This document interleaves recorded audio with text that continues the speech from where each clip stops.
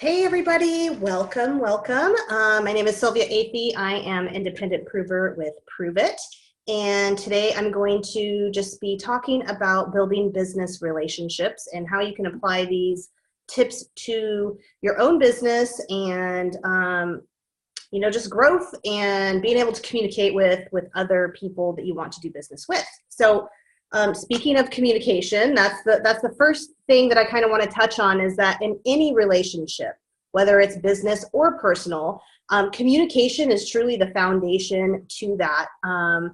And I find that, a lot of times there's so much that's misunderstood because of a miscommunication, right? People can get super upset because of a miscommunication. People can think one thing that's entirely different because of a miscommunication. Communication, believe it or not, is a lot about listening. It's more about listening than it is actually about talking. So when you're applying this foundation to your own business, listening really is the key to business partners, to working with the business partners that you already have, to attracting new business partners, because everybody wants to be heard. Everybody wants to tell their story, right? It's not about you, it's about them. They want to know that you hear what they're going through or that you understand what they're saying. And so listening is really the key to communication. And then second would be tone. You can say one thing in a specific tone that comes off entirely different than if you were to say it in a different tone. And so that's why I feel like, when you are communicating, it's so important to use voice messaging, or actually get people on the phone, because oftentimes there are so many miscommunications that take place via text. Has anybody experienced that? Have you experienced where either you received a text and you were like, what the hell does that mean? Like, that's super rude. Or you have sent a text and somebody misinterpreted it and you're like, that's not what I meant at all. So that's one specific way that you can really clear up communicating with people, is actually talking to them, taking it back to the good old days where you pick up a phone and you actually speak to those people. Or if you really truly don't have the time to do that, using voice messaging, whether that's Facebook voice messenger or just Apple to Apple. I don't think Android has that ability, but it really is key. You want to make sure that you have open, clear communication with people that you're working with. It's crucial to having and forging a relationship. It's crucial to be able to work through things, because there's always going to be something that comes up where there may be a misunderstanding, or there may be the need to have a serious conversation. And so taking it down to the level of, this is all about growth. It's all about, being able to grow from the place where you are to becoming the best that you can be. It's all about helping those people that you have attracted into your organization to be and reach their goals and be the best that they can be. And really, truly, the only way to do that is through learning how to properly communicate, learning how to not get fired up when something upsets you, learning how to just be calm and collective. And I think I spoke about this about a week ago, having that barometer where you're not going higher or lower, right? You just want to literally say, okay, I might be misunderstanding what you're saying. What I hear you saying is this. Is that what you mean? So that is tip number one, is communication. Number two is being humble. I think that that's a really important aspect. And I know that for my own personal growth and working with other leaders, it has been a growth place for me, is learning how to be humble, learning how to, not be so offended if something that is triggering something inside of me that has nothing to do with the entire situation, right? Like Brian could be coming to me saying, hey, so, Sylvia, what happened here to here? And instead of me listening to what he's saying, I'm getting offended, immediately thinking that he's attacking me, right? So being humble and taking all emotion out of it and saying, okay, you know what? Maybe I can learn from the situation. Maybe I can learn how to operate differently. And I think that when you act in a place of being humble yourself, that's what you're teaching other people. That's what you're displaying, and that's what you're inviting other people into that space that you're in to act and behave the same way. Because at the end of the day, nobody wants to operate or work with somebody who's coming from an egotistical place, who has a fiery temper, who, doesn't want to stop and actually listen, humble themselves to say, wow, you know what, I did mess up in that situation and I could have done it differently. Or another dynamic to that is, maybe you have people that you're working with, other business partners who are saying, hey, you know what, we're noticing that maybe you're not showing up in this area that you could be doing better. Instead of getting offended, humble yourself and really listen. Take constructive criticism and listen to what people are saying. That's that communication part. And really ask yourself, is there any truth to this? Is there any area that I can grow? Don't be offended by it, because nothing ever happens in a place of growth when you're coming from a place of offense or defense. Number 3, identify shared goals and values. You want to get to know the people that you're going to be in business with, business partners, whether they are business mentors or whether you're mentoring them. Identifying, what are your shared goals? What do you have in common here? And what are the shared values that you can work and play off of? A great tool for that is the wealth dynamic test. I believe if you just type into Google wealth dynamics, it's about $100. But if you have several leaders on your team, it is an incredible tool because it really tells you what your area of strength is, where you succeed and excel the best. And so utilizing that with your leaders, I had several of my leaders take that test, and it was amazing just to see, like, oh my gosh, like a couple of us have the exact same strengths. We're the exact same people.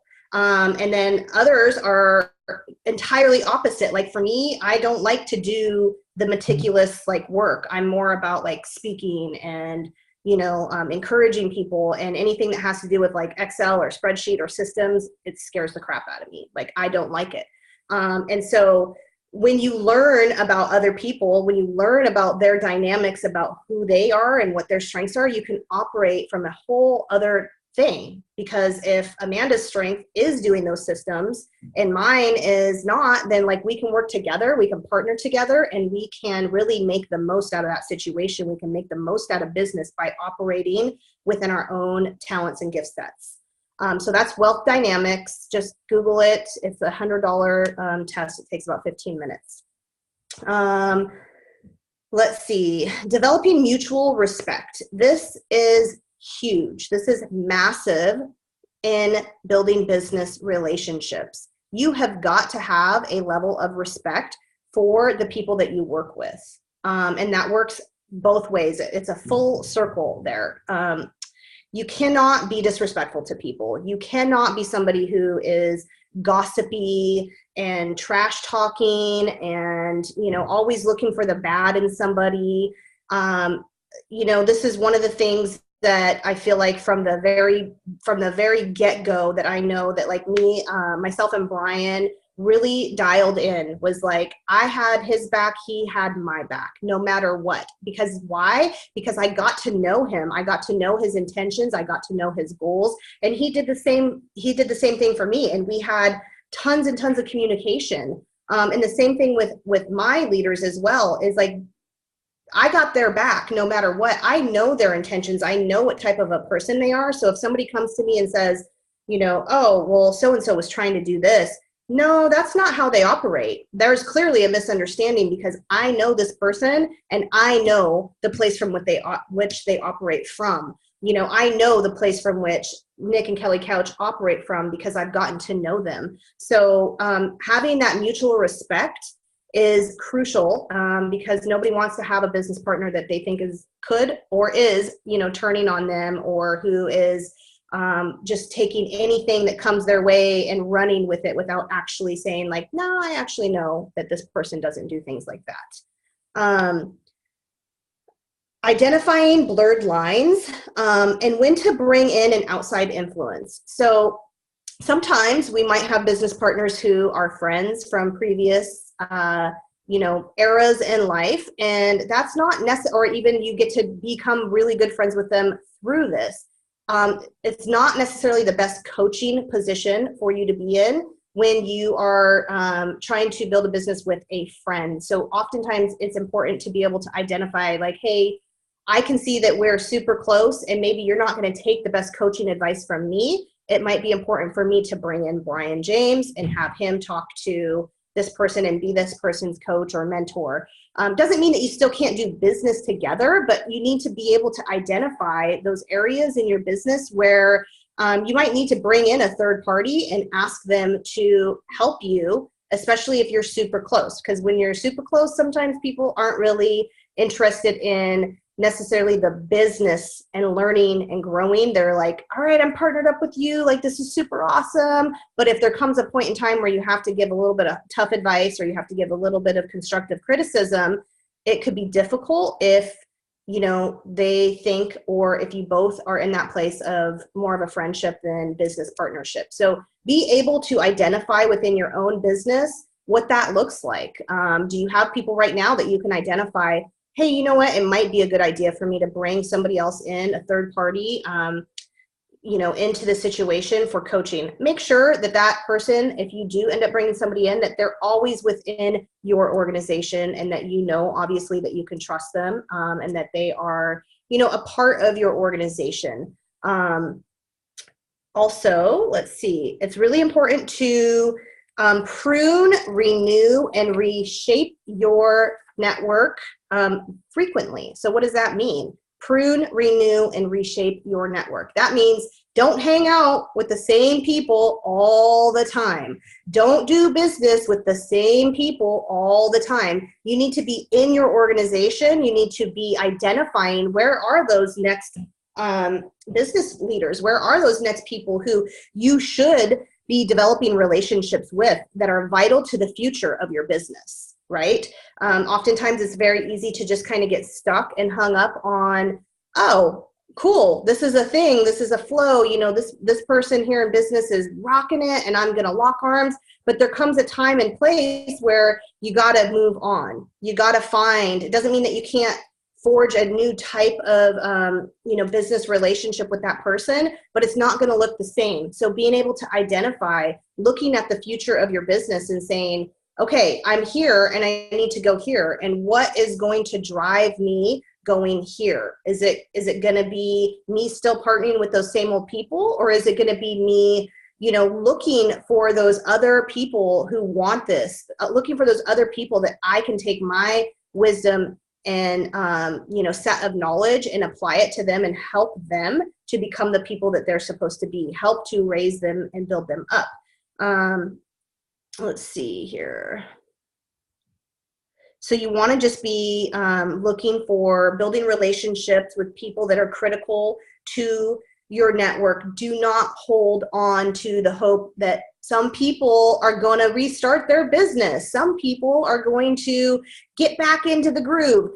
That is just literally like carrying around, you know, a box of books in a backpack and hoping that somebody's going to come up behind you and help lift that burden of that load. Like, if somebody is not, learn when to cut that tie, learn when to prune and reshape, because too many people get in the place where it's like, oh my gosh, okay, what do I need to do to just get this person to work? What do I need to do to just get this person to, you know, see their own potential? What do I need to do to get this person to do this?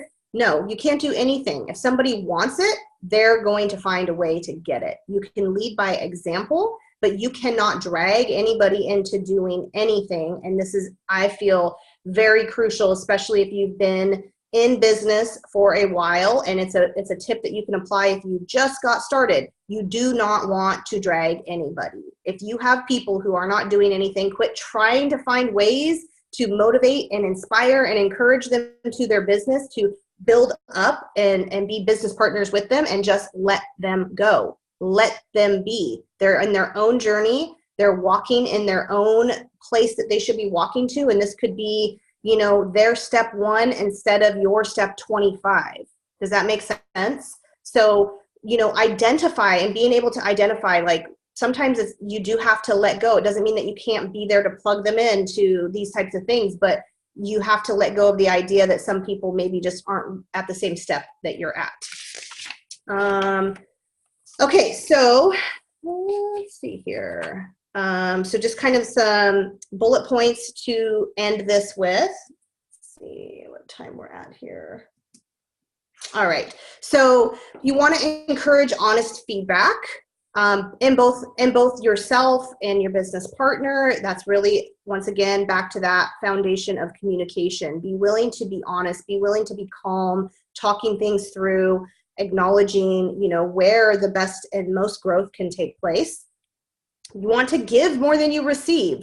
Don't expect to just get. Be a person who's willing to show up. Be a person who's willing to go above and beyond, to put more in, because the more that you put in, the more that you will receive. So if you just shift your mindset and shift your perspective to, what can I step up and do? Because really at the end of the day, your business, the growth of your business, the growth of the relationships, and, building those relationships is all really about your mindset. It's about your own attitude. It's about what you're able to bring to the table, versus what other people are going to do for you.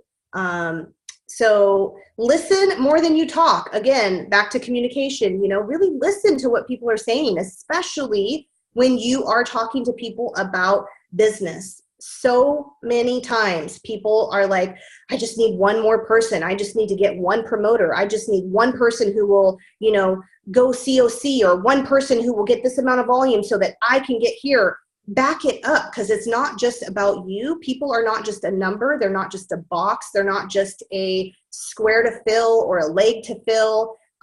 They have their own sets of desires. They have their own walk that they're walking through. And if you really listen to what it is that people are seeking, it will take you so far in business.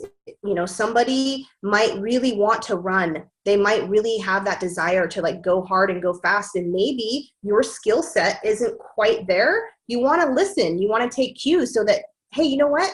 I'm going to connect you with my business partner who is a rock star in this, and together the three of us are going to work together in helping you achieve your goals. Maybe that person just wants to go super slow. You know what? You can partner them with another leader that you have on your team who's really great at systems and really great at just laying foundational things. You can match the hatch. That's something that Brian talked about just recently. Matching the hatch. It works in every single area of your business, whether it's with customers or business partners. Be honest and be real. Be honest with other people and be real with other people, and be honest with yourself. Take a hard, long look. You don't ever want to convince people of something that is right for you, but maybe not right for them. You don't want to entice. You don't want to make something look better than what it really is. You want people to actually genuinely be attracted to your real, raw story. And oftentimes people are afraid to be real. They're afraid to be truthful. But I have seen in my own life, when you open up and you are honest and you are real and you're just laying it out there and you're sharing the struggles that you're going through, you are going to see expansive growth within your own organization. And take notes when you need to. Take notes when you hear other people talking. Learn. Be a person who's willing to learn all the time and go back and reference those things and make it personal. Everybody who is attracted to you is attracted to you because of your story.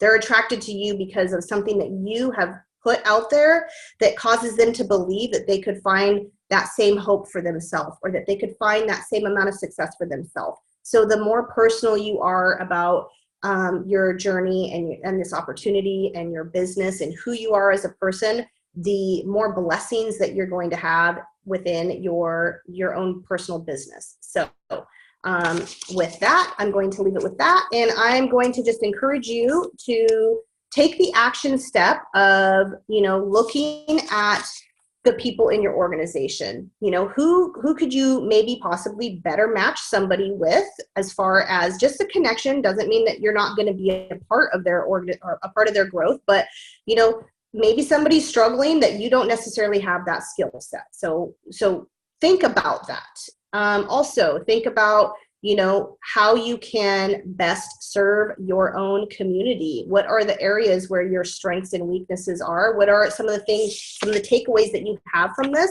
and get with your business partner and just reflect on that and see if you can put a plan together for the week moving forward into applying some of these tips into growing your business. So I hope you guys all have a fabulous weekend. Thanks for tuning in, and I'll see you in a couple weeks. Bye, you guys. I will personally see you in a couple weeks. Don't freak out. This will be here every day.